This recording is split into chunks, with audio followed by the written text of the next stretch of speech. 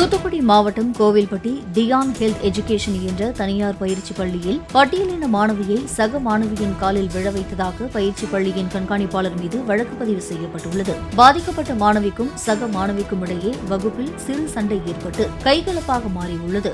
விவகாரம் கண்காணிப்பாளர் கிருஷ்ணபிரியாவிடம் சென்றபோது பட்டியலின மாணவியை எதிர்த்தரப்பு மாணவியின் காலில் விழ வைத்ததோடு சான்றிதழ்களை தரமாட்டேன் என மிரட்டியதாக கூறப்படுகிறது. மாணவி கூறும் புகாரில் உண்மை இல்லை என கல்வி நிறுவனம் சார்பில் தெரிவித்துள்ளனர். டிப்ளமோ 3 வருஷம் கோர்ஸ் படித்தேன். கம்ப்யூட்டர் சயின்ஸ் முடிச்சிருக்கேன். அதுக்கு மேற்கல்வி படிக்கணும்னு சொல்லிட்டு பசுவந்தனை ரோட்டில் உள்ள தியான் ஹெல்த் எஜுகேஷனில் 1 year course POC patient care management போட்டிருந்தேன். படித்து முடிச்சுட்டு இப்போ கடந்த ஜூன் மாதம் அட்மிஷன் போட்டு சேர்ந்தேன். இப்போ வரைக்கும் படிச்சிருந்தேன். ஜனவரி 31 எனக்கும் என் கூட படித்த பிள்ளை மாலதிகாவுக்கும் ஒரு ரெக்கார்ட் நோட் வச்சுருந்தேன். அது கொடுக்கையில் தவறி கீழே விழுந்துருச்சு. அதனால் ஒரு சின்ன பிரச்சனை ஆயிடுச்சு.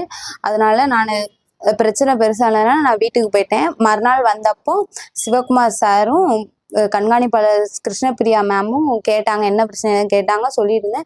அப்புறம் மேம் என்னை அடித்து அவங்க சாரும் கிருஷ்ணபிரியா மேமும் காலில் விழுக சொன்னாங்க. அந்த பொண்ணு காலில் விழுந்து சாரி கேட்டால் தான் நான் மேற்கொண்டு நீங்கள் படிக்க முடியும் அப்படி சொன்னாங்க. சரி அப்படின்ட்டு படிக்கணும் அப்படின்னு சொல்லிட்டு அவங்க காலில் விழுந்தேன். காலில் விழுந்து அவங்க ரிட்டன் என்னை அடித்தாங்க. அடிச்சுட்டு இதுக்கப்புறம் நீங்கள் படிக்க முடியாது, வீட்டுக்கு போங்க அப்படி சொன்னாங்க.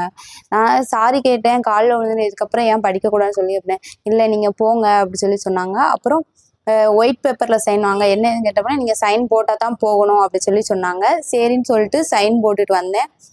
அப்புறம் மறுபடியும் இப்போ சார் இருந்துக்கிட்டு நான் போட்டது 1 இயர் கோர்ஸ் தான் போட்டேன். அவங்க 3 வருஷம் ஃபீஸு கட்டணும் அப்படி போட்டிருந்தாங்க. 3 வருஷம் ஃபீஸ் கட்டி சர்டிஃபிகேட் வாங்கணும்னா 1 லட்சம் கட்டி சர்டிஃபிகேட் வாங்கணும் அப்படி போட்டிருந்தாங்க. சரி, எதனால் நான் 1 இயர் தானே போட்டேன் சார், ஏன் 3 வருஷம் அப்படின்னு கேட்டப்போ அவங்க அட்மின் சார் சொன்னாங்க, சாருக்கு தெரியாமல் சொல்லியிருப்பாங்க அப்படி சொன்னாங்க.